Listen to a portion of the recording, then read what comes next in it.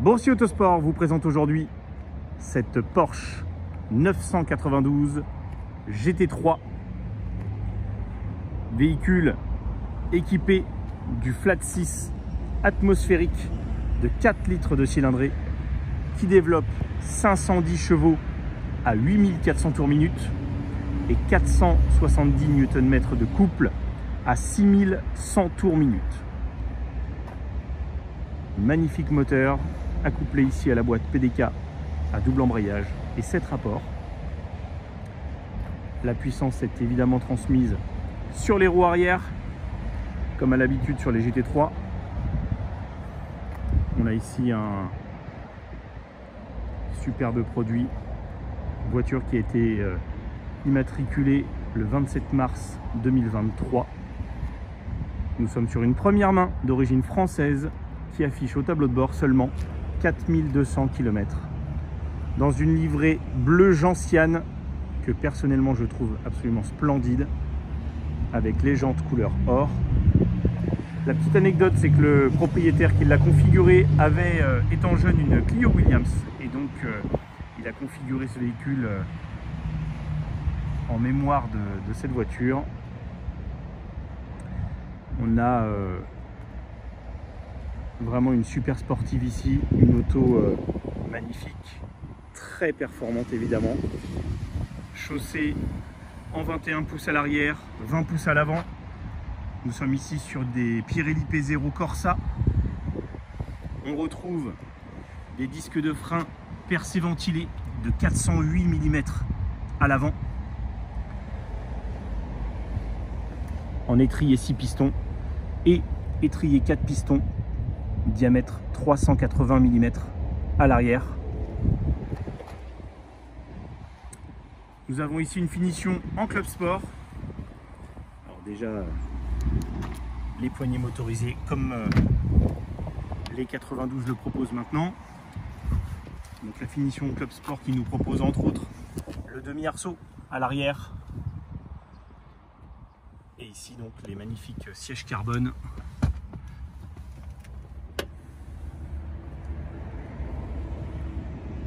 Très belle finition. On a bien sûr les harnais également qui sont proposés en plus de la ceinture traditionnelle pour ne pas enlever la polyvalence légendaire des Porsche. Un intérieur cuir Alcantara sur piqûre rouge, finition carbone.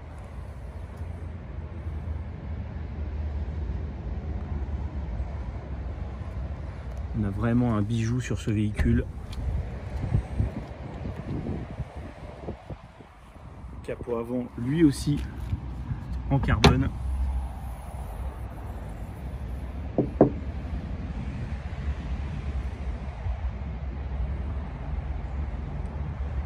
Encore une fois, on conserve le grand coffre à l'avant de la 992. Il faut bien de la place pour mettre le casque. Pourquoi pas la combinaison pour les plus furieux.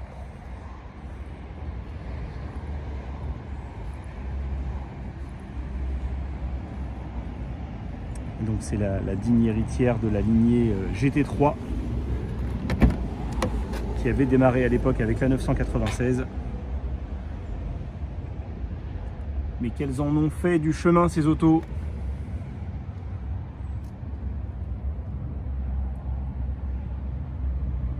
Alors c'est vrai que les baquets carbone ne sont pas réglables au niveau de l'inclinaison du dossier. On est sur une coque rigide intégrale, alors que l'on va avancer mécaniquement.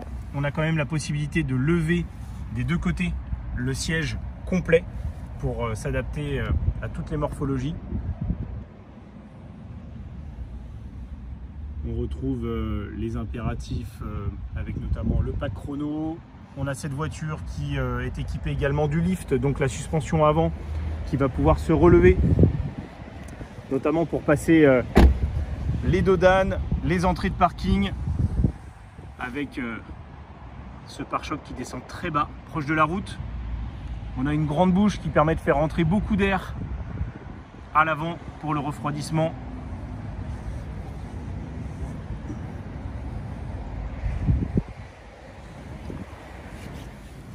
Et et on va découvrir le poste de pilotage. C'est comme ça qu'on peut l'appeler dans une GT3.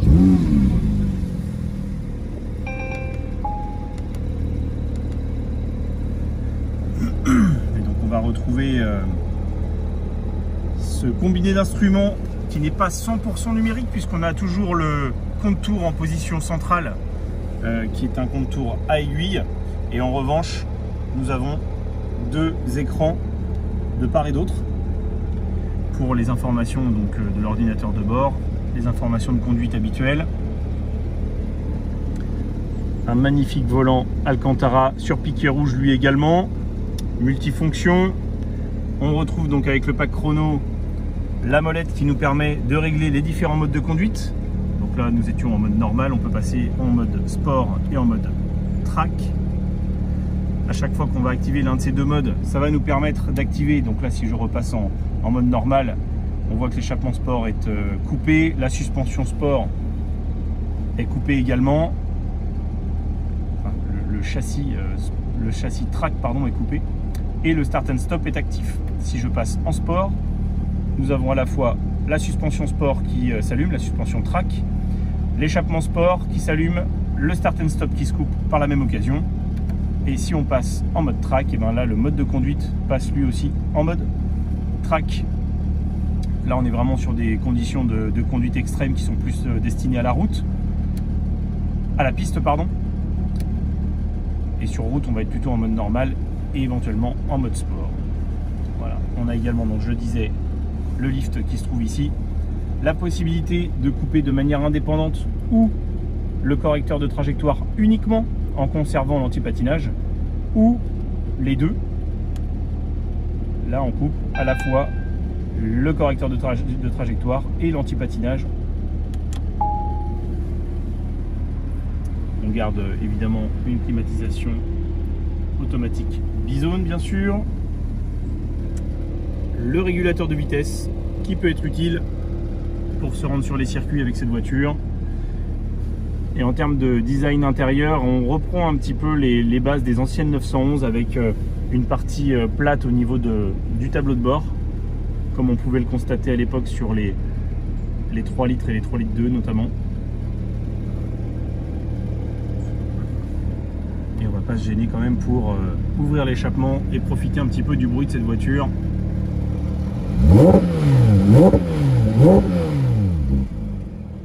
C'est vrai que sur les autos modernes, le régime moteur au neutre est bridé.